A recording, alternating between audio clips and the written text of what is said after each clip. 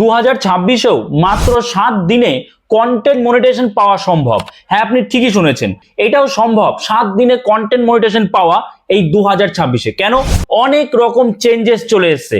ফেসবুকের যে content monetization ছিল সেখানে অনেক রকম চেঞ্জেস এসেছে, সেটিংসে চেঞ্জেস এসেছে, এছাড়াও ফেসবুকের যে অ্যালগরিদম সেটাও কিন্তু চেঞ্জ হয়ে গেছে। তো সব রকম সেটিংস এবং অ্যালগরিদম যদি আমরা না বুঝি ঠিক মতো, তাহলে 7 দিনে কেন, আমরা কিন্তু 7 বছরেও ফেসবুকে কন্টেন্ট মনিটাইজেশন পাবো না। তাহলে আমাকে সব বুঝতে হবে ঠিক মতো, নতুন আপডেট অনুযায়ী আমাদের প্রোফাইল বা আমাদের পেজটাকে ঠিক মতো আপডেটেড রাখতে হবে, তাহলেই কিন্তু ফেসবুক আমাদের কন্টেন্ট মনিটাইজেশন দিয়ে দেবে। তো চলুন আজকের এই ভিডিওতে আমরা ডিটেইলসে জেনে নেব কি কি চেঞ্জেস এসেছে এবং আমাদের কোন সেটিংস গুলো ঠিক করে রাখতে হবে। ভালো করে বুঝবেন, খুবই গুরুত্বপূর্ণ কিছু ফিচারের কথা বলবো, যেটা নতুন নতুন ফিচার এই 2026-এ চলে এসেছে ফেসবুকে। দেখুন, ভালো করে দেখবেন, প্রচুর চেঞ্জেস এসেছে এবং অবশ্যই আপনারা কমেন্টসে জানাবেন যে কাদের কাদের এই চেঞ্জেস গুলো এসেছে।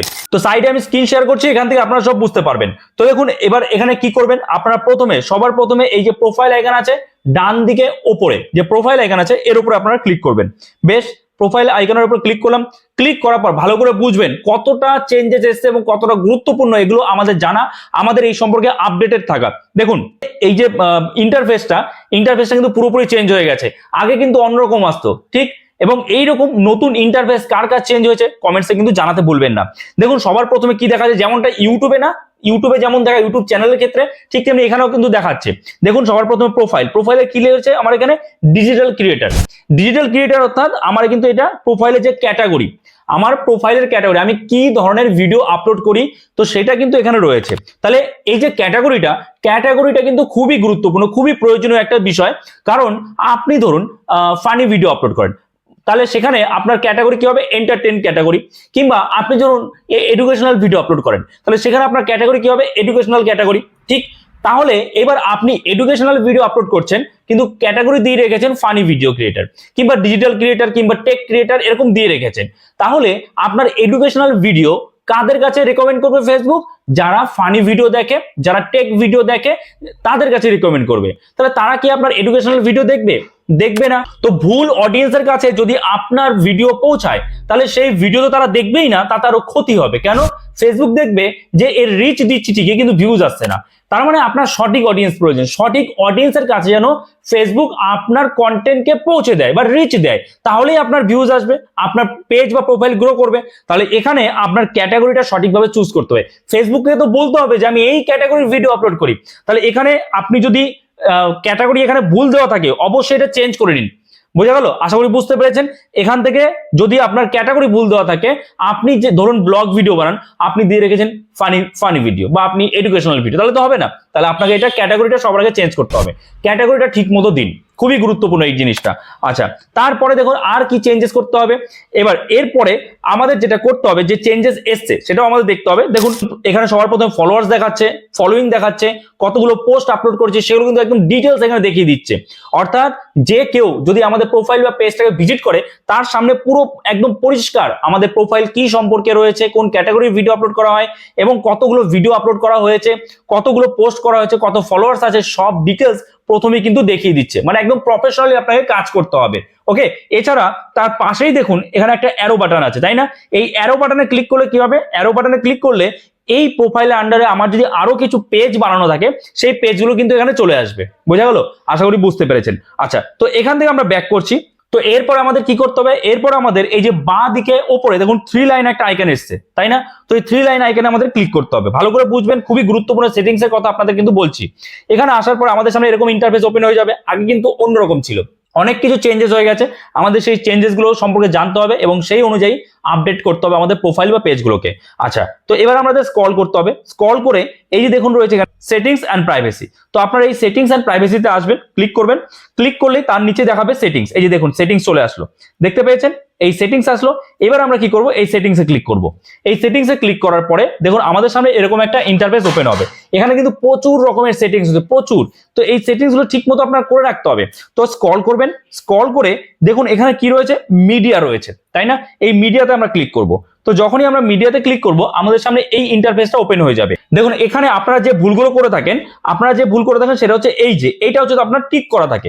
এইটা যদি টিক থাকে, এটা যদি রাইট দেওয়া থাকে, তাহলে কি হবে বলুন তো, তাহলে আপনি যখন আপনার প্রোফাইল বা আপনার পেজে যে ভিডিওগুলো আপলোড করছেন, তো আপনি তো ভিডিও আপলোড করলেন, আপনার ভিডিও নিশ্চয়ই আপনি দেখবেন না। যদি আপনার প্রোফাইল বা আপনার পেজ থেকে আপনার ভিডিও আপনি দেখেন, তাহলে কিন্তু ফেসবুক তার রিচ কমিয়ে দেবে। তাহলে আপনি বলবেন আপনি তো দেখেন না, না আপনি দেখেন। কখন দেখেন?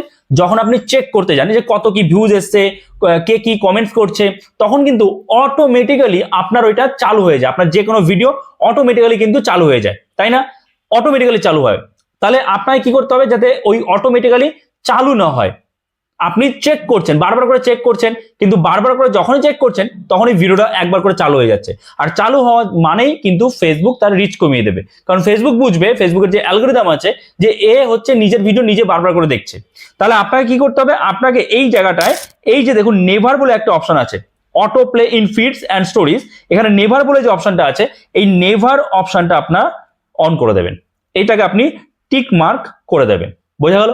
আশা করি বুঝতে পেরেছেন। আচ্ছা, এরপর আরেকটু স্ক্রল করবেন, স্ক্রল করে নিচে আসুন। নিচে আসার পরে দেখুন এখানে কি বলেছে, রিল অ্যান্ড ফটো সেটিংস আছে।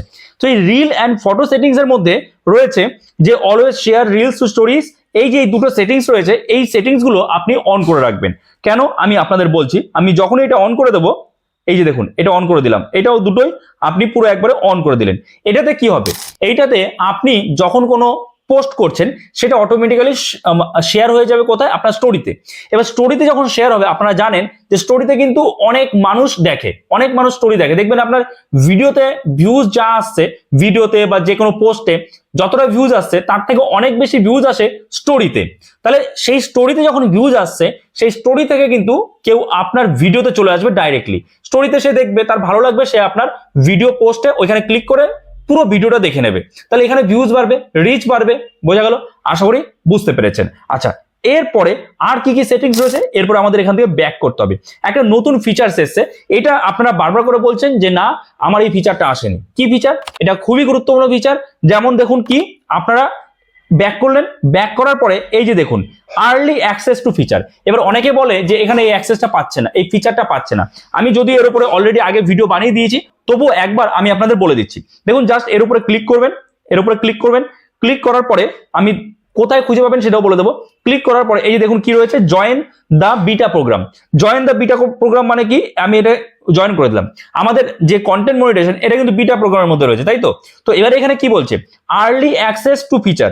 আর্লি অ্যাক্সেস অর্থাৎ ফেসবুকে যখনই কোনো সেটিংস আসবে, যখনই কোনো নতুন ফিচার আসবে, সেটা যেন আমি আগে থেকে অ্যাক্সেস করতে পারি, তার জন্য আপনি ফেসবুককে বলছেন, ফেসবুকের কাছে আবেদন করছেন। তাহলে আপনি যদি এটা অন করে রাখেন, কন্টেন্ট মনিটাইজেশনও কিন্তু আপনি আগেই পেয়ে যেতে পারেন, এক সপ্তাহের মধ্যে আপনি পেয়ে যেতে পারেন।